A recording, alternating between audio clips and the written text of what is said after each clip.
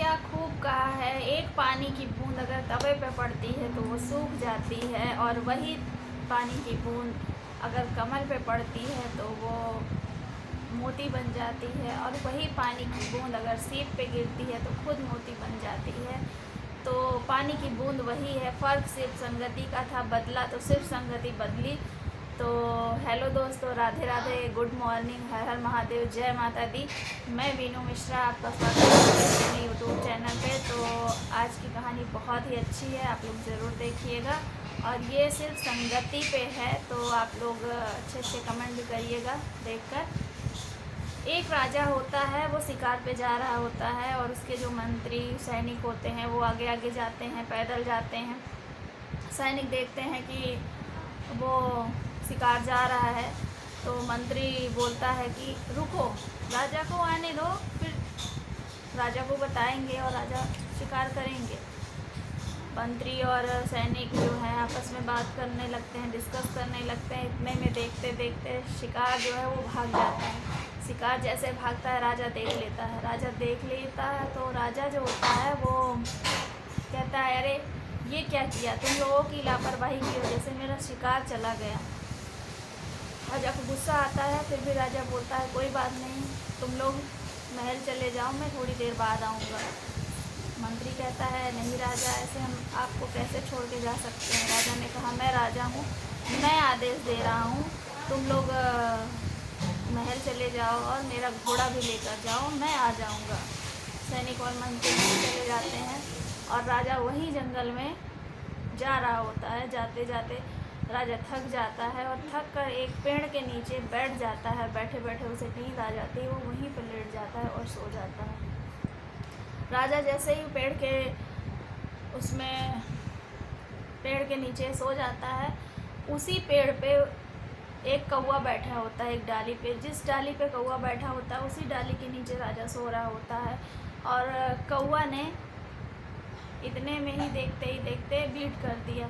जैसे बीट किया तो राजा के कपड़े जो हैं वो गंदे हो गए, और राजा इन सब चीज़ों से अनजान था। राजा को पता नहीं था कि मेरे साथ क्या हो रहा है, लेकिन कौवा को पता था कि उसने बीट कर दिया, और बीट किया भी तो राजा के ऊपर कर दिया। अब कौवा सोचा कि पहले के जानवर बहुत समझदार होते थे, सब चीज़ जान जाते थे, तो उसने सोचा कि अगर कुछ ना हो, राजा की मन की बात कोई नहीं समझ सकता, उसे गुस्सा आए मेरे साथ क्या करे, तो उसने क्षमा मांगने के बजाय वहाँ से रफू चक्कर होना ज़्यादा अच्छा समझा। कौवा वहाँ से भाग गया।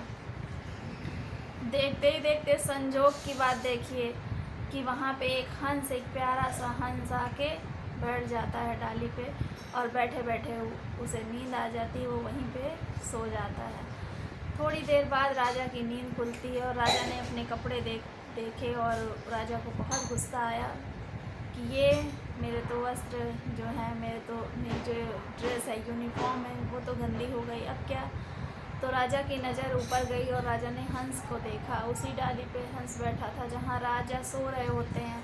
राजा समझ गए कि ये काम इस हंस का ही है। राजा ने अपना धनुष बाण निकाला, और ना आओ देखा ना ताओ, एक तीखा बाण बेचारे कंस को मार दिया, हंस को मार दिया। अब कंस को तो कृष्ण ने मारा था, माय मिस्टेक, हंस को मार दिया। अब हंस जो है कराहते हुए, चिल्लाते हुए बेचारा नीचे गिर गया, और बोला कि राजा, मेरी क्या गलती थी। राजा ने कहा, ऐसा क्यों कह रहे हो। हंस ने पहले ही जैसे हंस को बाण लगा, हंस की नज़र राजा की तरफ गई, और हंस ने देखा कि राजा के कपड़े गंदे हैं, राजा के कपड़ों में किसी ने पीट किया है।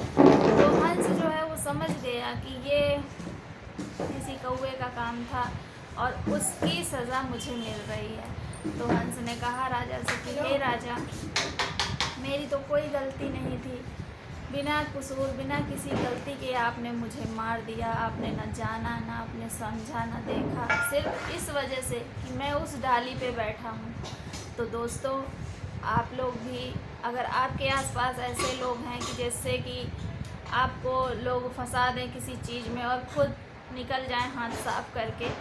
तो आप लोग ध्यान रखिए, आपके आसपास अगर ऐसे लोग हैं जिनकी संगति में आपका भविष्य बिगड़ सकता है, तो आप लोग ऐसी संगति छोड़ दीजिए और अच्छे अच्छे लोगों से दोस्ती करिए, अच्छे लोगों के सपोर्ट में, उनके सहयोग में, उनके साथ में रहिए। अच्छे लोगों के साथ रहने से ईश्वर भी आपकी मदद करते हैं और आपको अच्छी चीज़ें सीखने के लिए मिलती हैं।